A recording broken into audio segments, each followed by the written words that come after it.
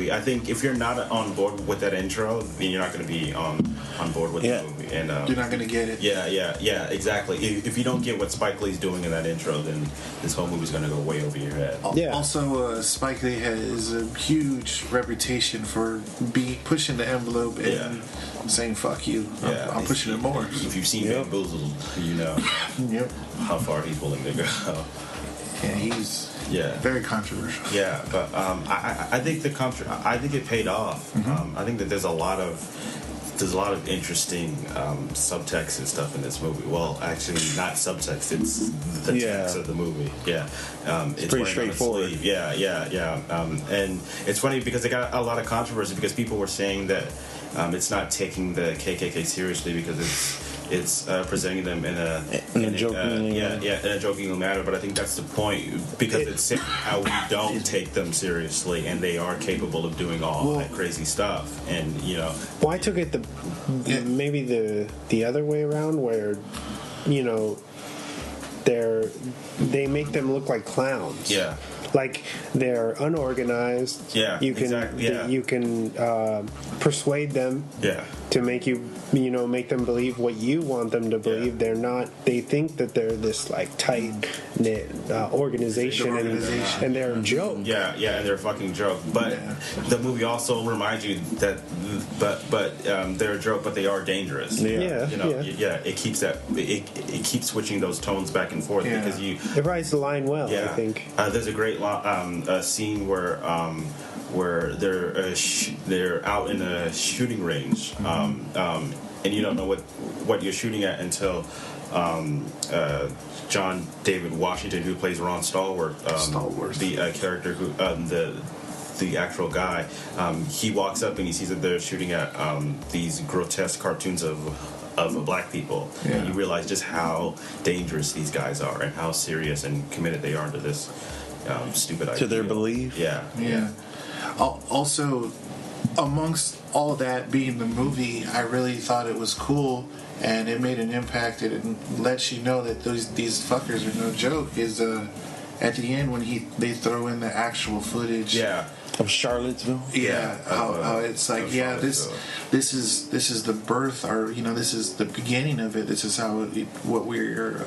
What the movie is about, but this is still going. This is now. This is what's happening. 70s to now, a few months ago. It's funny because long time. A lot of people thought that was tacked on and that was too heavy-handed. But I'm like, that's kind of the point, It's like driving home, and that's Spike Lee's style. Like Spike Lee has never been one to pull his punches. He's always been super heavy-handed. I felt like he was. Saying for those people who are like, oh, that was back then, or but look at now. And it also showed it lets you piece together the whole greatness movement. I don't know if you noticed that in the movie. A lot of what David Duke was saying was the greatness of white America. Yeah, of white America. It showed you at the end when they showed David Duke and saying, this is how we're going to take America back. The real David Duke. The real David Duke, and the real footage, it let you piece together. It wasn't saying, hey, this is what started it. It's still going on. It let you, as the person watching it, hey, this is still connected together. It's still strong. It's still out there. And it's also so amazing that like this is the true story. I mean, the story about this like young black cop who goes to infiltrate the Ku Klux Klan with the help of his partner, Jewish partner. Who actually the screenwriters invented his Jewish identity. The actual real guy wasn't Jewish, but they added that to sort of strengthen the narrative of the film, which I think was a good choice. It's a crazy fact that this was a real life story, and like we never heard about it. You know what I mean? Well, because like they say in the film, they buried it. Yeah, because they don't want the public to realize that this group is still active. I mean, there's a great scene where Harry Belafonte is giving a speech about how the film The Birth of a Nation, which is sadly what birthed the film industry. He's saying how that film sort of brought back the Ku Klux Klan because at that point the Ku Klux Klan was dead. They had been active in the late 1800s, and then they had died off, and then that film made them the protagonists. Made them the protagonists and sympathetic, and he explains how that film led to the death of a dear friend of his and stuff like that, and it's a really just grotesque story and scene, but it drives home the point that these guys are not to be fucked with, you know. Yeah, I like that scene too, because he's letting you know while he's saying all this stuff, he's like, the movie was huge. It was compared to a blockbuster. So everybody. It was like the Star Wars or Lord of the Rings of that day. In fact, even when it came out, it was controversial. Like people were saying how racist it was, and the director was like, "No, I was making a stupid, fantasy," and they were like, "No, you made a fucking racist, movie." So much so that he had to make a sequel called Intolerance to sort of apologize for it. Really? It's crazy. I could be wrong, but didn't they do some kind of remake of Birth of a Nation? They did. It wasn't a remake. An actor by the name of Nate Parker, he directed a movie called The Birth of a Nation, which is the story of Nat Turner, who's a famous slave who rebelled and killed he killed like 50 white people, and he made a movie that came out in 2016 called The Birth of a Nation to comment on the film that came out in 1917. Okay. That's sort of his way of taking it back. And it's like that was a couple years ago. 2016. And that film was supposed to symbol the birth of a nation, of the birth of blacks rebelling against slavery and the birth of modern America, sort of thing. But this movie's, it's the humor doesn't undercut the seriousness of it. True. It sort of adds to it. It sort of makes it relatable and realistic, almost in a weird way, if that makes sense. Yeah, especially when they show the kind of like the stupid Klansman guy. Yeah, he adds that comedic relief where it's like, these, you can kind of think like, it's true. Yeah. It's kind of relatable. Yeah. Like these are guys that like you could be friends with unsuspectingly. Exactly. Well, what I really thought that they nailed was that it doesn't seem, their delivery doesn't seem like they're trying to be comedic. It's like that person believes what they're saying. And that it's so scary that you laugh. Yeah, that you because that's all you really can do. Yeah, because you can't believe the fucking things that they're coming at. You can't believe someone could be that stupid and that brainwashed. Brainwashed. A perfect example is when they're in the basement with the one Klansman and Adam Driver's Felix character. Felix and Flip Zimmerman, who's the cop who helps Ron Stahl with investigate the coup. They're trying to. So Felix thinks that Flip obviously is undercover, or that he's Jewish. Yeah. He's trying to figure him out. Yeah. He takes him into the basement to kind of interrogate him, and he says, "You're going to put this fucking lie detector test, this thing around your arm, and we're going to figure out what's going on here." And then he starts saying all this crazy stuff. Yeah. The Holocaust didn't exist. Yeah. All those photos are made up. The Jews own Hollywood. They do weird shit to their dick. Let me see your dick. Yeah. Are you circumstanced? Yeah. He says it wrong instead of circumcised. Yeah. So there's all this clever writing that's, the narrative is definitely pushing you. Yeah, it's totally telling you how these guys think and how these guys operate. Are ignorant. Yeah. And that great line where he says, "Are you circumstanced?" It's like that sort of line. It shows you just how stupid this motherfucker is. They're so ignorant, they believe it. Or that they just don't, they don't read, don't do, they're not educated in what they believe in.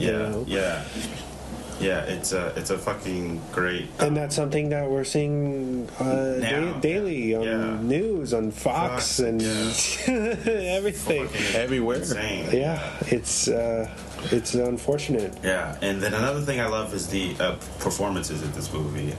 John David Washington, who is Denzel's son, really comes into his own in this, and the performance that he gives. I agree. To act like that too the whole time. Yeah, to like have to from hold the phone calls. all that anger. You know, like when you're like.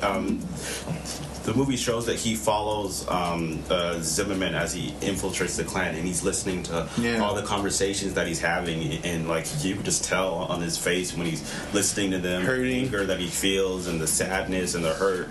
And then there's a great scene where he's in the beginning of his career, and he's getting files for cops that come in, and they're calling the black criminals toads. Officer Toad. Yeah, and there's this great scene where like after he gets called a toad, he like goes into this like karate move to like get his frustration out, you know. And it's supposed to be a comedic moment, but you also feel it, you know, like you also feel his anger in that moment. It's a callback to when he gets hired on the force, and they say, you know, if somebody drops the N-bomb on you, are you going to be able to hold your composure and turn the other cheek?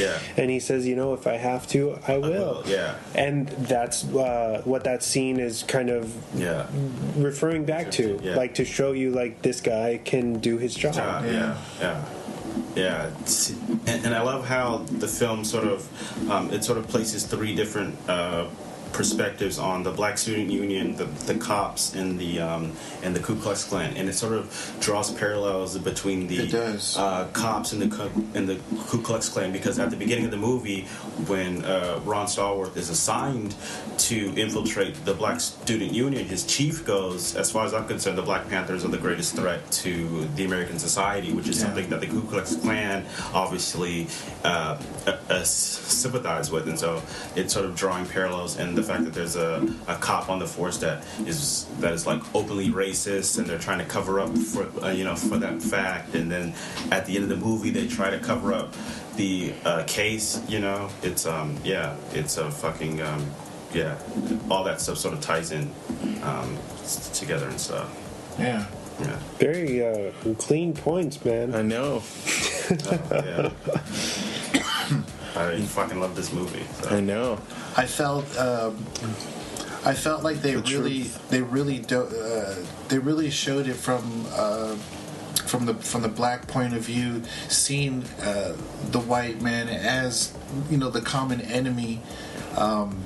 And I like the fact that they dove deep into the music and the culture of being, you know, the sense of unity. And I really thought it was cool that the president, that one chick that he was trying to get in cool with, that he fell in love with, you know, whatever.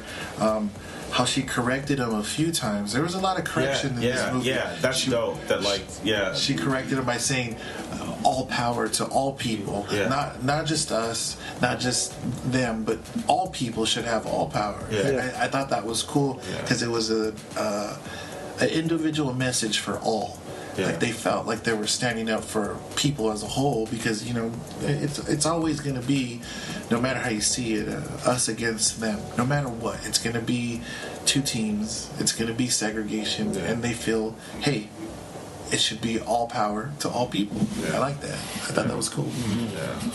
Also, going back to what you said about her correcting him, I think when you start the movie, you have this, or the way that they play his character is that he's kind of, he hasn't really felt like that negativity towards him through his to that point, you know what I mean?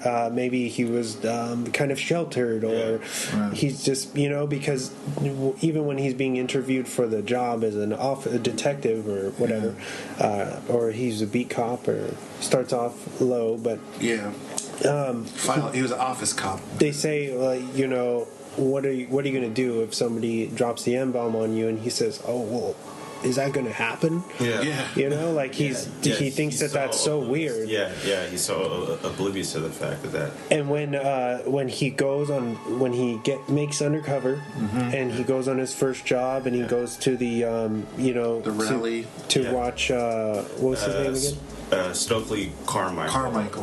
Kwame Ture. Yeah. Speak. Yeah. When he starts doing his speech, you can see him coming. Yeah, exactly. Kind of coming into like, I understand where they're coming from now. It hit like, a great performance. In that scene. Yeah.